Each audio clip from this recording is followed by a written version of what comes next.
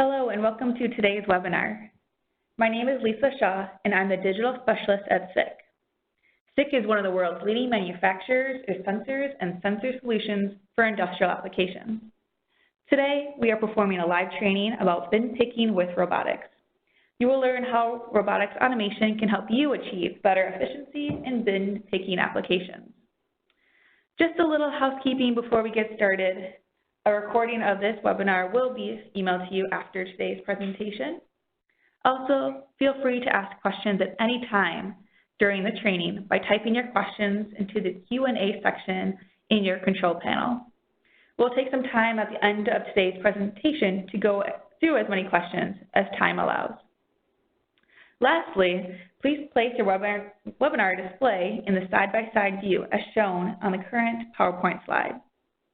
Our presenter will be showing you a PowerPoint as well as a live video during today's presentation. Now, without further ado, we'll turn our time over to our presenter. Nick Longworth, a senior robotics engineer for SICK's Sensor and Safety Integration Team, has over 7 years of experience in the automation, engineering, and machine building fields.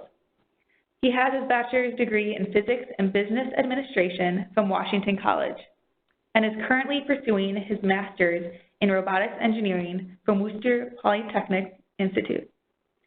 Nick, please take it away.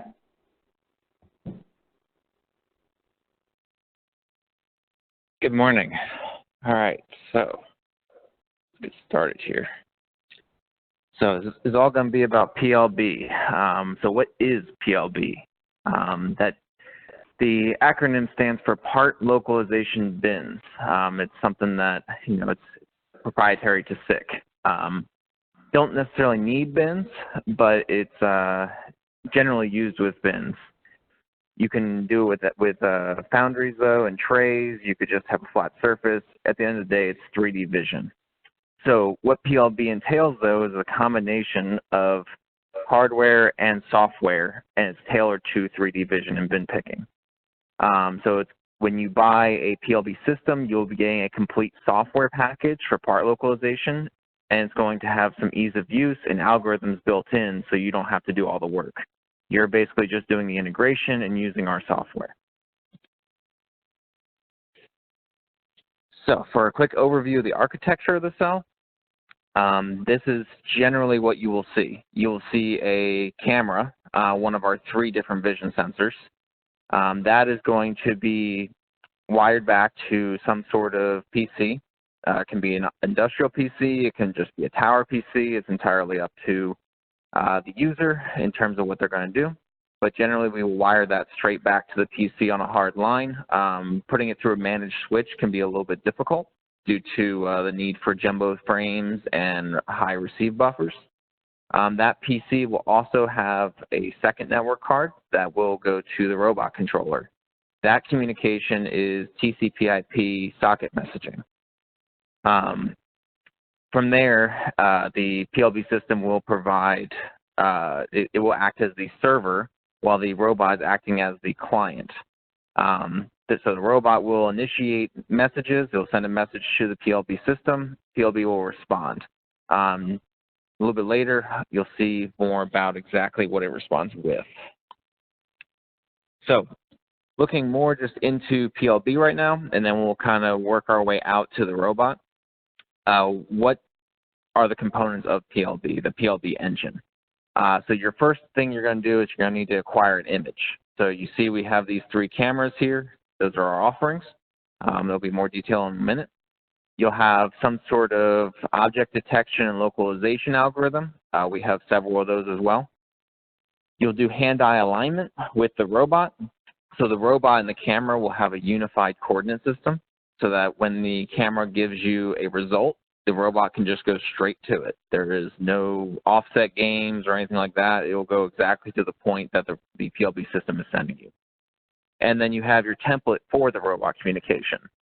You'll see a little bit later, we can actually configure the communication string to whatever we want it to be.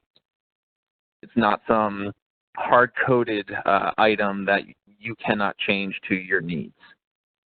Beyond that, that's really what's working with you. We do have some system functions that make your life more supportable. So something like recordings, where every time PLB actually takes an image and does a localization, it's going to store that localization and the image. So that way you can, if you had a problem at 8 o'clock this morning, let's say, you can bring that image up later on your offline computer to work on it and get it working for your application.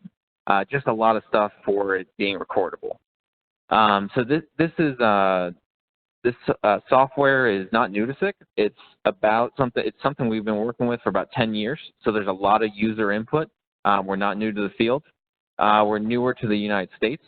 However, we have 150, 200 installations in Germany over, again, 10 years worth of applications. So our actual cameras here. Again, we have 3 different cameras that integrate with the software. The software will not look any different depending on what cameras you use. So basically, the camera is just how you get the image. The software is always going to look the same, and this is actually a very unique feature for SICK. And the idea here is we're going to use the right camera for your application. We're not going to force fit, whatever we're selling to you to work. We're going to take whatever gives you the best advantages for your application. So the first one you see here is a PLB 500. We call it a scanning ruler. Basically, it's based on laser triangulation. It's going to sweep a laser across the volume of view you're working with, and it's going to watch the deformation of that laser. As it watches it, it will create a 3D point cloud. So generally with this one, you're looking at larger parts, connecting rods, larger than that sort of thing. It has a pretty big volume of view. You're going to have a meter standoff, and then you're going to have a meter volume of view underneath of that. That volume of view is growing, so it will start at 1200 by 800 millimeters, and it will get down to about 2600 by 1780 millimeters at the bottom of that volume. So you can do some pretty big stuff with it. It's generally meant for this ruler was developed and it's pre-calibrated for pallet-sized and bin, like full-on Gaylord-sized applications. The camera technology, though, what it does for us is it has very low image noise. We're going to get a really clear picture, a really nice picture. And it's very resistant to ambient light and reflection. So the applications we use it on a lot are things where we're doing sheet metal, because structured light is going to reflect off of it, and you're going to have difficulties with certain parts at certain angles. This will not have that problem. The other nice thing about it is it is IP65, so if you happen to be working in a foundry, this can come in and it can just work. You don't have to do any air purging or anything around it that's going to need to protect it. It's IP65, it's dust tight, it's just going to mesh with your environment very nicely. Next one is the PLB 520. This is our high resolution structured light model. You have 3 different pre-calibrated units. We kind of set them up for small, medium, and large size bins. This is actually the camera you'll see today, and it's set up in that middle one, the 800, 600, 400 millimeter volume of view. But the nice thing about this camera is it's actually flexible. You can change the calibration. We can obviously we can sell it to you as a pre-calibrated unit. However, if you need to change that calibration to better work with your application, that is possible. You can run through a calibration procedure and change the angles of the camera to work with whatever you're doing. But generally, the biggest thing with this one is it's high resolution. It's able to look at things like small bolts like we're doing today. We're doing M8 bolts, 35 millimeters long, and this is not even a challenge for this camera. We've done much smaller than this. Last one is going to be the Visionary S you see at the bottom of the screen here. This one is also structured light. It's using infrared. The 520 used blue light, just by the way. The main advantage with the Visionary S is high speed. It's not going to have the resolution that the 520 does, but its speed, it does 30 frames per second. So if you're in a logistics automation or any sort of depalletizing where you need to be taking pictures really quick and get results really quick, this is your guy. So you're going to have, again, these 3 options. They're all meant for different applications, and we're going to fit the right one to your application. So the part localization software, what PLB actually does here. So it's going to handle the full 3D rotation of parts. It can handle complex parts. It can handle parts that are overlapping. It's really easy to use. That's the main features here. Multiple pick configurations. You're going to see all this in a few minutes here when we run through the software. What you actually need in order to configure the PLB system, you're going to have some sort of part shape, whether that's a solid model, if it's an edge model, which is like a 3D pattern matching, or we have something called plugins that I will explain in a few minutes that you can kind of just configure the data instead of having an actual image or model to work off of. You're going to have your gripper shape, so a solid model, your gripper. You're going to have your pick points that you want, the 3D point cloud, which you're going to get through one of our cameras, and then the volume of interest or the bin that you're working with. Those are the things you need, just those 5 things. That's all you need to use to make this work. What it's going to give you is 5 different points. You're going to get a point above the bin, an approach point to your pick, then a pick point, a depart point, and an exit point above the bin again. Those are configurable per the different pick poses you use. So you'll see what all that means in a minute. Again, it's going to be very nice and easy to work with. So the different algorithms, like I said, we do have 3 different things that you can work with here. First one's surface. That is our CAD matching algorithm. Generally, you'll use this when you have something with complex 3D features or something with non-primitive features. You see a lot of castings or, connecting rods is what you see here. We've done fittings. We've done sheet metal, like camber links, that kind of stuff. There's a lot of things we've done with this. Our CAD algorithm is very robust. Again, we've had it for a very long time. Works nicely. Next algorithm that we have is the edge. Like I mentioned, it's going to have some sort of 3D pattern matching. There is a limitation to this one, unlike CAD where you can find it in any angle. This is going to have 15 degrees of tilt. So that's all you're going to get when you take this image. You can obviously take a lot of them if your part supports it and then work all the way around the part. But again, this just one image that you're teaching off of, you're going to have 15 degrees of tilt. So if you had a structured bin or you had something that tends to lay flat, this could work really well. Or sometimes it's just used to supplement the CAD algorithm. So maybe there's an angle that's very difficult for the CAD to figure out a part. You'll supplement it with the edge algorithm. And so the nice thing about the edge algorithm is, unlike the CAD's just looking at surface, just a whole bunch of surfaces. The edge will actually look for the contours of the part. So you'll be looking for the edges of the part as well as the surface that you're looking at. So plugins. This is the next thing. So when you're actually installing PLB, you will get the surface algorithm and the edge algorithm. They just come with the installation. Plugins are a little different. It's our way of developing outside of the PLB software development cycle. And so what happens here, plugins anyone can make. We can make them, you can make them, an integrator can make them. We have a development kit that you can use C#, C++, you can use Halcon libraries, OpenCV, Point Cloud library, all those fun things if you want to develop your own localization algorithm. The idea is that you can develop this localization algorithm for your application, and then you can use PLB as a wrapper for your robot communication and your application setup, along with your image acquisition from our camera.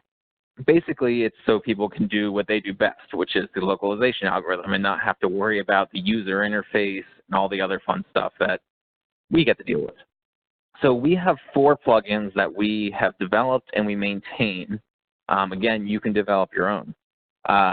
First one that we developed and maintain is the flat region algorithm. So what this one is you're just looking for arbitrary box sizes. Anything, it can be on a pallet, again, it could be in a bin, but you're just looking for, you set a min and a max, and you're going to look for any arbitrary size within that min and max. And so it's very good for picking a box that has a whole bunch of stuff in it, or if you want to kit it or anything like that. Next thing is our circular shape algorithm. So if you just have a bunch of circles, in some cases, this is all you need. So basically, that's all it's going to do, though. It's going to find circles. That's what it's good at. Predefined box. So say you wanted to, instead of just finding an arbitrary box, you actually want to find a specific size, because that's going to tell you what the object is. So in this case, we do this with ingots a lot. when we're handling ingots. You'll be able to use Predefined Box to actually just look for that one specific size instead of looking for a range of sizes.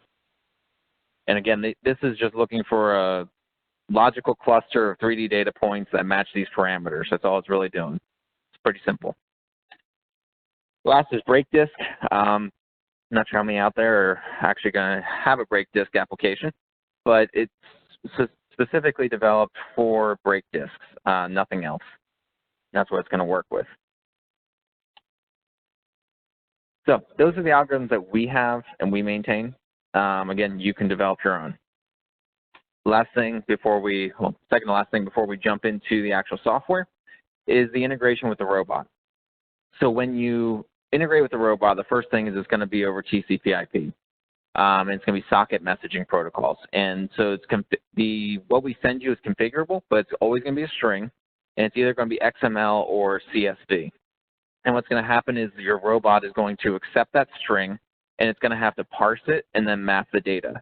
We do have programming samples for many robots. Off the top of my head, we have UR, which is the robot you're seeing today. We have FANUC, ABB, KUKA. I did Omron recently, Yaskawa, and we have a whole bunch of others as well. So we do have samples, so you're not on your own. We're here to support you, but that's how it's going to work. From the actual Handeye alignment side of things, what's going to happen is the robot's going to put a cone, you see in this top right-hand image, in front of the camera, and you'll have a tool center point that's defined on the tip of that cone. That tool center point is what you're going to report to the camera or the PLB system each time you take an image. And you'll take 15 of these images in 15 different locations. What will happen then is PLB will create a transform between its coordinate system and the robot's coordinate system. That way the results that it reports to you are exactly what you need. It's the exact point you can go to. So it's a very easy integration technique, works very well. We do have other functions for supportability, like verifying the alignment. So if you just want to take one image and make sure your alignment's still good, you can do that as well. Last thing, PC requirements. So this is, you know, depending on your application, you might have, you know, one pick every 3 minutes, or you could need one pick every 6 seconds. You know, so there's different PC requirements for your different needs. So our minimum is going to be, and this is mostly based on the processor, what you need. So our minimum is going to be a 4-core processor with a 3 gigahertz speed.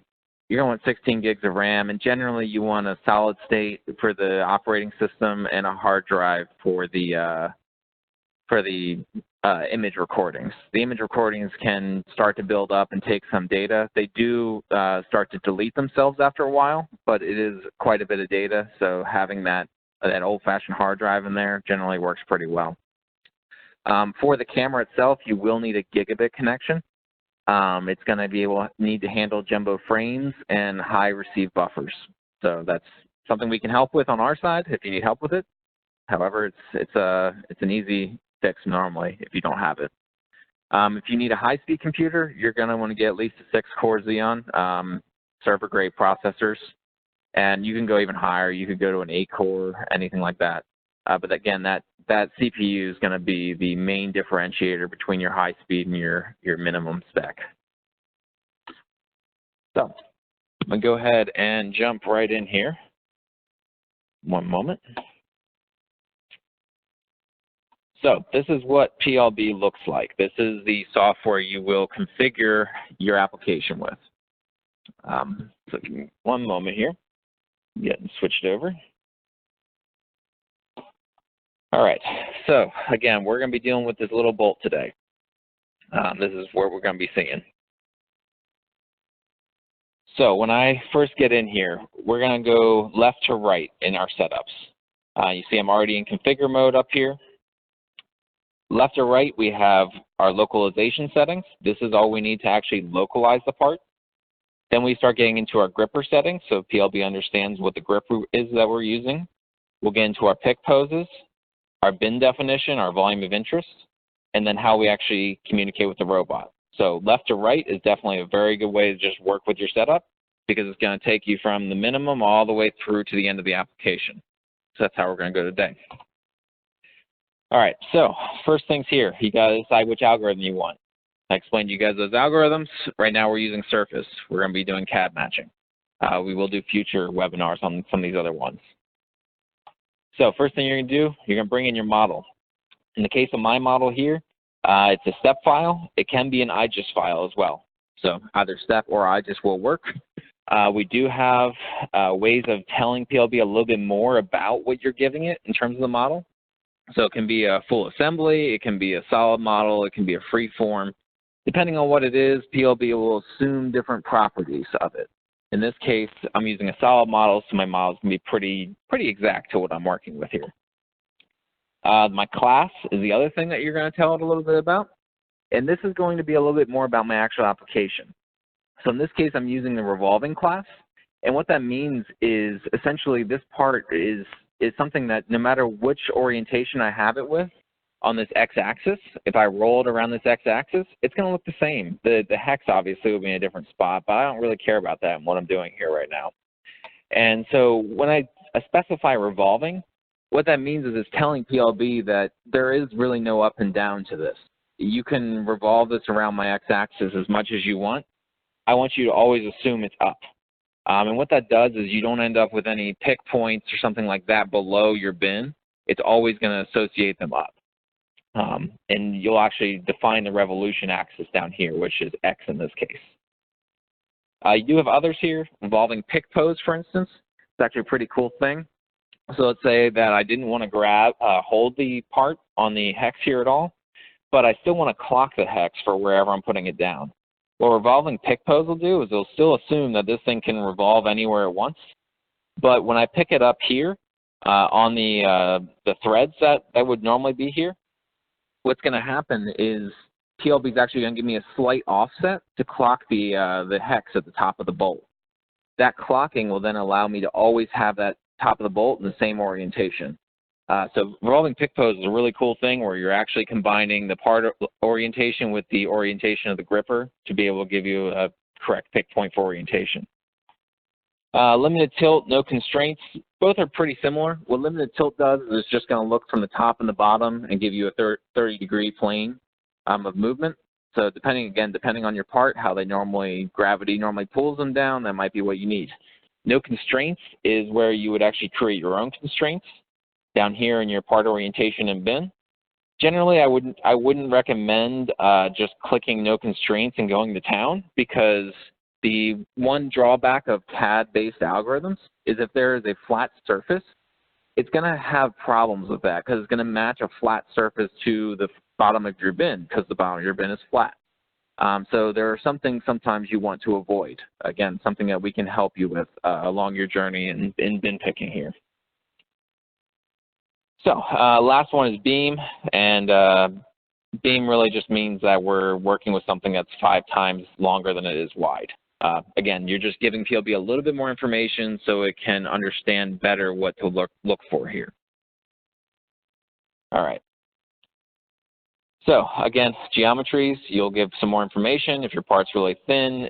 If it has any pseudo-flat geometry, this basically just tells, again, PLB a little bit about the part so it can make assumptions and work with it better. So once we've done that, we've kind of, configured PLB for the part that we're working with. We're going to jump down here into localization. And so this is actually, once we see a part, what do we actually know about it? Like what is actually a part versus something that may not be a part? So you'll see here, first thing I'm working with, my average distance to the model, my portion of points inside. And that really has to do with how accurate is my CAD to my part. Sometimes our models aren't the best. Sometimes we're working within a casting process where we have tolerances that are in like the 1/16 of an inch range. So my model's never going to be exact to my part. What these do is they allow me to basically say that you're allowed to deviate this much from the model and it's still a good part. So in the case of this, normally my default here on portion of points inside is 1.5%. I have that up at 5 because if you see here, I don't have threads modeled on this particular part. Threads can be, 1, they're difficult to model, and 2, they can be a little inaccurate when you do model them to the actual part. Along with, if I put threads here, it's going to increase my processing time. You're going to be looking for those little tiny surfaces that really, they're going to be difficult to even see to begin with. So I turned this up to 5% because all of my threads are going to be inside of my model here. Again, that's just allowing me to deviate from my model, work with it on a much easier level. After that, you're going to have a little bit about how the part is going to present to the camera. So you can turn these on and off depending on what you're doing. However, I have both of them on in this case because that seems to be the best way for this one to work. We're going to look at the length. So if we slice this part up, how many of those slices can we actually see? And then the surface is how much of the surface from the particular view that we're looking at, how much of the surface can we see of the part? And that's when we're going to say it's a good part versus a bad part, is do we see enough of the surface from this particular angle? Last thing here is going to be the result order.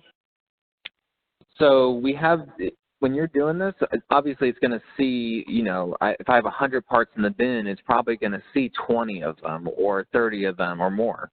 How does it know which one to choose?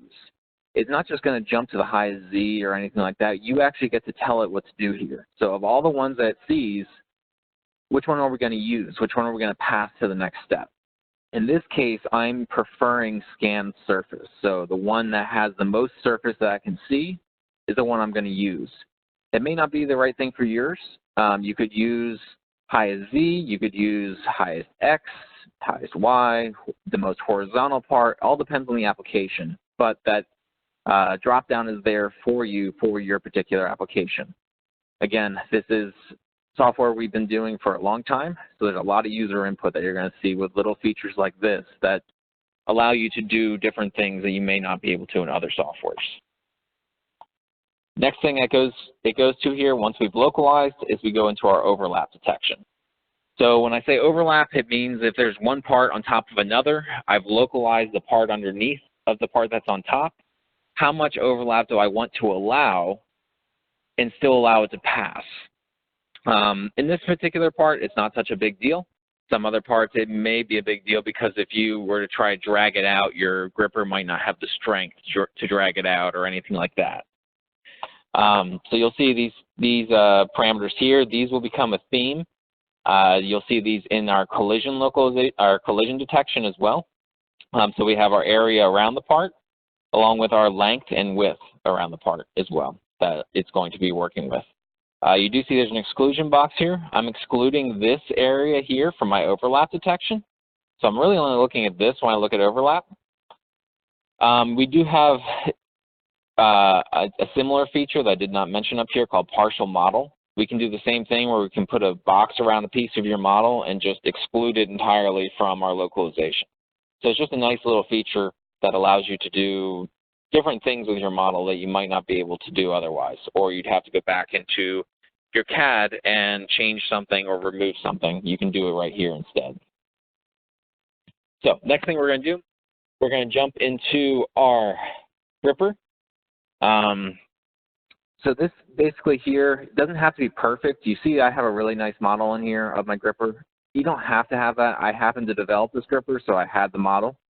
You could put a representative model in here as well. I could just have, you know, a cylinder here, a rectangle for the gripper, and some sticks coming out of it for the fingers. There's nothing wrong with that. Really, what this is using is what's used for is representing our pick poses, but also it is going to be what the collision detection is based on. So as long as it's accurate enough to work with our collision detection, that's what matters. So if it can use it for that. It will just be, again, a step and I just model. You're just going to move this around in the frame here. And the idea for your point that you're actually creating the origin here is this has to match your TCP on your robots, your tool center point on your robot. If they don't match, PLB now does not know how to actually send you data. It won't know how to give you the correct orientations. You could have that tool center point on your flange, and you could have the origin here all the way down here where my flange would be. That's perfectly fine if that's how you want to do it. You could put your tool center point on the face of the gripper. That's fine, as long as your coordinate system here matches the coordinate system of your tool center point. It will work. That's all that matters. So another little feature here that's nice, you can change the approach direction. So in the case of this one, I'm approaching from the plus Z. But if you had a structured bin where you needed to approach from the plus X for some reason, or the plus Y, you could do that. Very easy to change here. Next piece is going to be your pick poses. So these are all visually represented. They're nice and easy to work with. Again, you just come in here, you're going to create a pick pose. You'll have an alias associated with that. I'll explain these in a moment. You could have multiple grippers. So back here on the gripper, you could have, 5 different grippers. You could have an opened, a closed of this, so you could grab from the ID and the OD. You could have a magnet that maybe you go pick up. There's sky's the limit. PLB is a toolbox here that you can work with. It's not something where you're locked into one particular thing. So same thing here though. You'll pick which gripper you're using, and you're going to put it onto your part however you want it to pick up. And it's very easy to move around. Literally just drag it around here using your incremental transform. Create as many as you want. There's a nice feature here called dynamic rotational pick poses. When I turn that on, you'll see this shadowing. What this feature does is basically normally, if I just had this one pose, this is how PLB is going to try and pick it up. It's always going to come in from the top of what it's seeing. If I turn this on, I'm telling PLB you are allowed to decide between minus 30 and plus 30 degrees from my set point here based on your collision detection parameters. Which one is the best way to pick this up? Only thing is you need to report back to me which one you used, what degrees. It can do that. It's a nice feature. The big thing with bin picking is that you need to have as many pick poses as you can, because when you're trying to clear that bin, these things are going to be sitting all over the place. They could be in the corners of the bin, which is going to cause some issues as well. Those corners are going to be difficult to get into, and you're complicating it with the part could be in any orientation. So the more pick poses you have, the better. And this just gives you a really nice feature to be able to easily set it up and have a lot of versatility. And so you'll see how I have here one that's sitting like this, but I also have some that are just tilted. That tilt, again, allows me to get into the corners of the bin and work within those corners. I also have some just sitting up here on the hex. I'm not using dynamic rotational pick poses on those because the hex is going to need specific orientation. If I was to try to use that, it would cause some other issues where the hex is no longer able, it's going to grab on the points or something like that, and it's going to start slipping out of the grippers instead. So next thing here is our path planning. So again, when you use PLB, it will give you 5 different points. Obviously, you don't have to use those, but this is just a nice feature we have where it gives you an entry pose above the bin, an approach point from your pick pose. They'll give you your pick pose, then a clear pose from your point, and then an exit pose again above the bin. These are configurable per your different pick poses. So I could change this one so that I'm 200 millimeters above the bin because this particular gripper needs that or something like that. I could change this one so that my clear pose comes higher if I wanted to. So sky's the limit here. Works however you want to work. Next thing is going to be your collision settings. So these settings have to do with, again, how do you actually pick this thing up? Are there ones sitting next to it? Is it against the side of the bin? Is your gripper going to collide into something on your way to getting this part? These are expressed in a couple different ways. You have points, which are your 3D data points. So when you get an image, you'll have all these 3D data points. How many of those data points is my gripper intersecting with? That's my threshold. If I go above that, it's going to throw out this particular pose and move on to the next one. You also have that area, length, and width like we had in the in the overlap section, where we're looking around the part, and we're going to be looking at the width and length around the part as well. We do test the approach as well, so we're not just testing your pick point, we're testing how to get to your pick point as well, all the way through. Last thing you'll end up setting up here on your pick poses is going to be your order of priority. So again, just like in the result order where you could do highest Z, you could do scan surface, horizontal. Here you can prioritize which pick pose to use.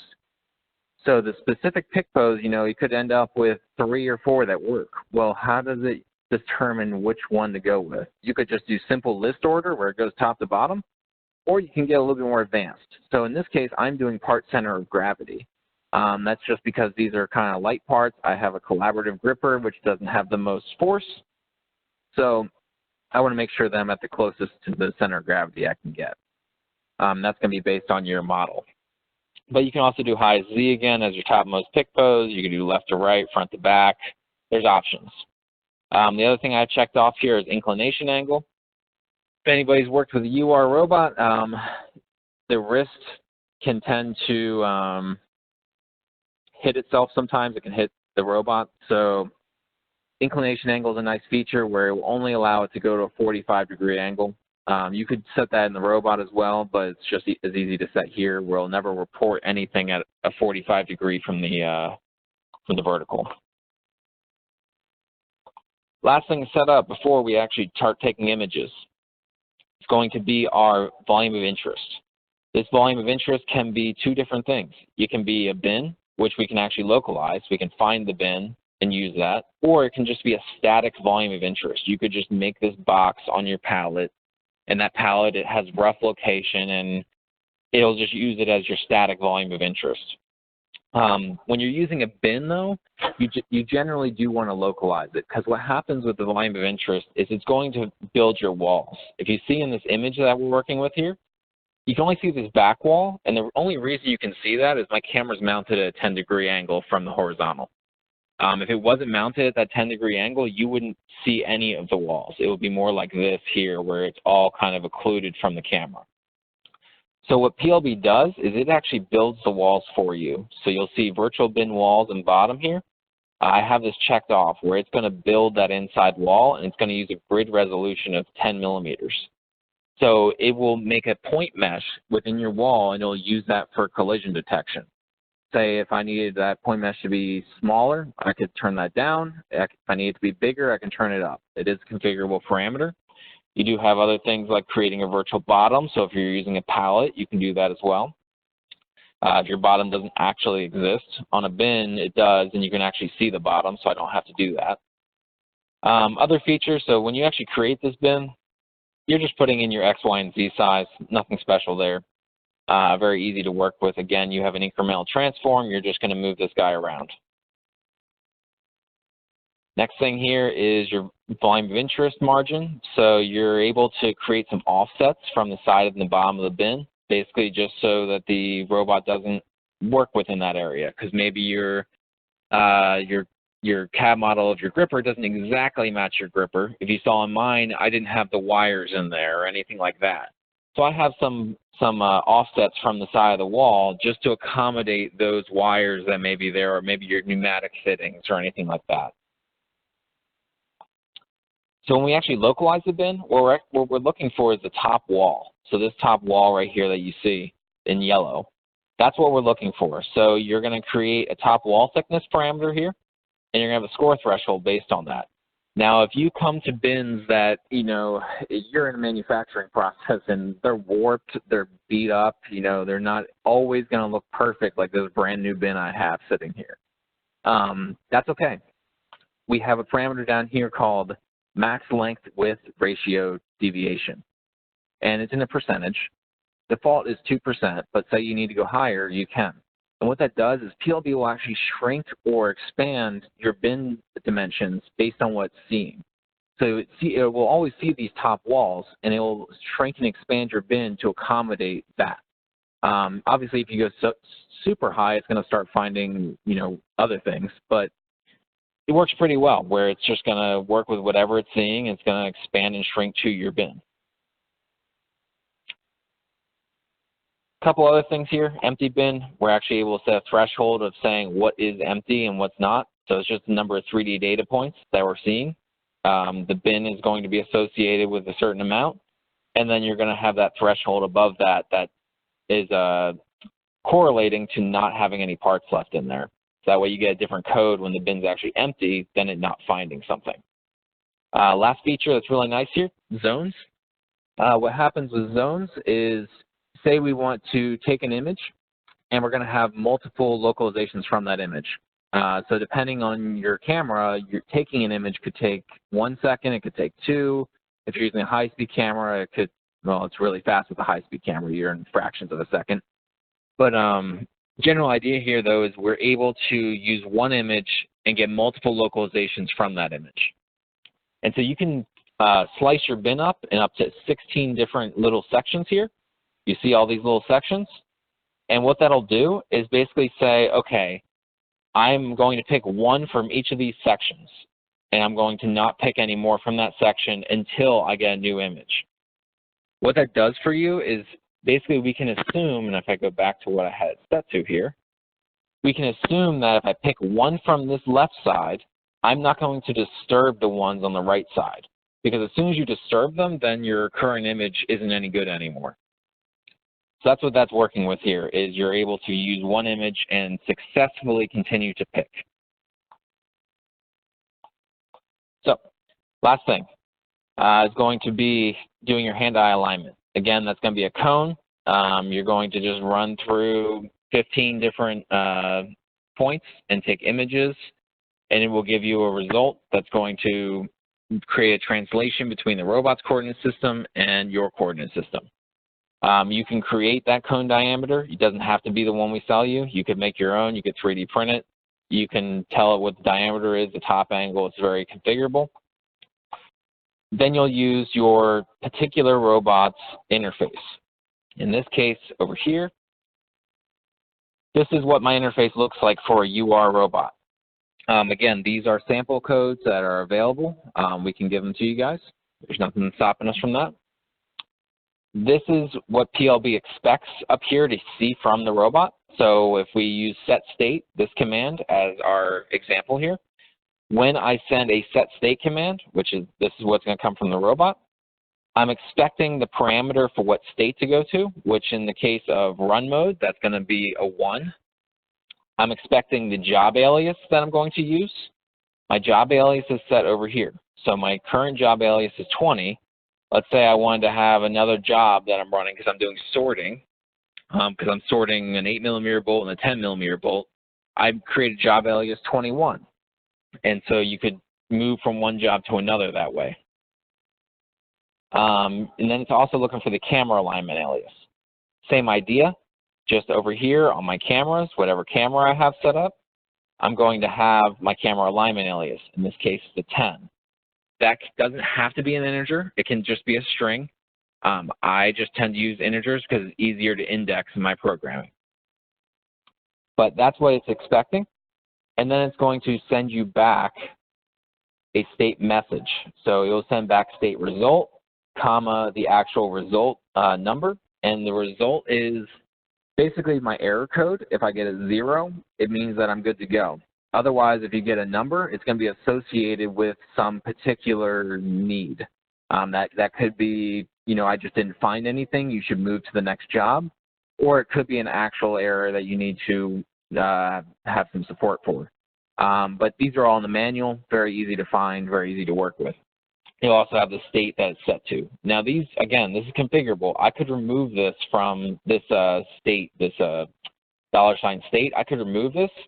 And as long as my robot no longer sends it, PLB doesn't care. That's, as long as I removed it from here and I removed it from my robot, that's what it needs.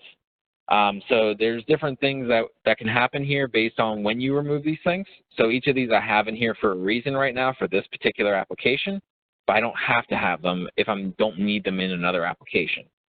The main one that a lot of people like to see though is the part result message. So when you actually run PLB, you'll do a set state. You'll do a trigger. That'll get you your first image. Maybe you locate a bin, maybe you don't. And then you're going to do a locate part. And so my locate part just has this and my job alias. So even on just one image, I may run, 6 different part localizations with 6 different jobs if I'm trying to sort and find the best one to pick right now. And what PLB is going to respond with is a whole bunch of information. And that information is associated with all these aliases that we set here. So my gripper is going to have an alias, so I know which one I'm using. My pick pose is going to have an alias. So all these have their different aliases that you see here. So I know, again, which one I'm using. It'll tell me all that. Along with it's going to give me the absolute entry and the absolute approach, my pick, depart, my exit. It'll give me all those different points. Those don't have to be the absolute coordinates. Absolute coordinates mean I can just go straight to them. They could be relative coordinates, and then you apply a transform to them. Or you could get the relative coordinates and the absolute coordinates because you want to use a frame manipulation to always put it down in the same orientation after you pick it up. Again, there's a lot that you can do here. There's a lot of features, something we'd be absolutely willing to help with and work you guys through, give you further training. So once we've set all that up, we're pretty much ready to roll here. I'm going to lock the job. When I lock the job, you'll see this little clock here. That's because I moved some stuff around when we were playing with this. So it kind of has to crunch some numbers. It is cumulative.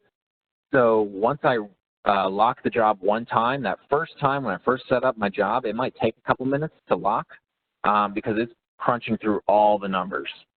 But once I've, set it up, I'm working with it, maybe I just moved something around or I added 1 point or something like that, it's only going to take like 30 seconds at most. It's not such a big deal once you do that because, again, it is cumulative. I did move the gripper when I was playing with things. So this one will be a little bit longer because it does have to crunch the new gripper position and not just a new pick pose. So once it gets through that, we're going to jump into analyze mode here. Real quick though, on the UR side, again, we just have to have our PLB match our UR scripts. Or if you're using Fanic, it's the same idea. You do it in Carol. If you're in Kuka, you'd be doing it in the KRL. There's all different robots have their different protocols for this. But the general idea, again, is it's going to match. So if you see here for my set state string that I'm looking for my out command to be set to set state, then it's going to send my out command, comma, whatever parameter I have in here for my state, whatever I have in here for my job alias, and then whatever I have for my camera alias. That matches exactly what I have here. As long as those match, we're good to go. Same when you receive it, it's the same sort of thing. You're going to have a command that you receive back, and it just has to match the data, and you're going to map it. So in a CSV, you're going to parse it based on the commas to all these different data sets, and then you're just going to have them map to whatever variable you're using. So if you see here, my lock has finished. I can jump into analyze mode. It'll take a second to jump in. And then I'm actually going to be able to take pictures and find localizations. You see I got a new tab over here. So I'll go ahead and take a new picture. It's a live picture here now. And if we run through what PLB will do, I took a trigger, wrong button there.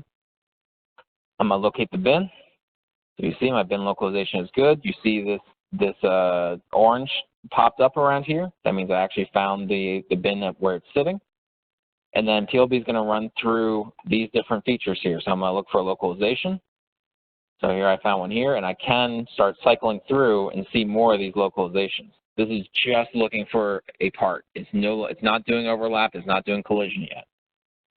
So once I do overlap, it's going to drop in the parameters here that I have set for overlap. Again, you have these ones up here too. So my average distance to the model that I mentioned earlier, I have my portion of points inside. You can see those, and now you can hone them in. Same with my length and my surface. If I were to find one that, maybe isn't real, I can use these to start to better parameterize my localization algorithm. So that's what these are for. It gives you nice feedback to be able to work with. Next thing is going to be collision. You're going to see all these different pick poses that are available that I can use on this part. You'll see the only one that may match enough for it to work is going to be this one. I know that the 3D data points is under 100. I don't remember these ones off the top of my head, my length, width, and area. But you'll see all the different possible ones for that localization. Next thing I can hit is all steps, and that's actually going to evaluate it. And you'll see it threw that one out, so it didn't match all my collision settings. And you'll see on this particular one, it's actually able to work with 4 different positions. Again, I'm set to, what am I set to? I'm set to part center of gravity. So part center of gravity is going to be the one that it actually uses when I do my all steps. That's going to be the one that it prefers.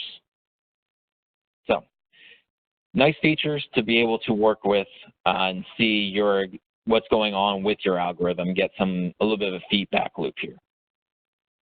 So after that, I mean, we're ready to go. This is about it. This is all it takes to set this up. So I'm going to go ahead and let this robot start up. You guys should be able to see it on your screen here. You'll see PLB gets kicked into run mode once it updates here. Here we go. And the robot's just going to start picking. So you see the image, you'll see what pops up here, and you do see how I have these zones. Move this over, spin. The robot's just going to keep picking through. I have this robot set to work with 100 parts. It'll stop after 100. And so we're doing 2 parts per image right now. Obviously, I could set that higher possibly, or I could set it lower. But they will all show up on the screen. I'll be able to see what's going on. You do have a command window down here that shows you the exact string that's being sent to the robot. That way you can verify what's received. You can also do some data work here. Again, every time I take an image and I get a localization, I am also recording this data. So PLB is sticking this in a folder that I can go pick up later and use on a different computer to maybe hone in my algorithms a little better or do any sort of error adjustment, that kind of stuff. Or if you need help, you could send it to us and we could help you with it based on those recordings. So that's how you set up PLB. That's about all I got here.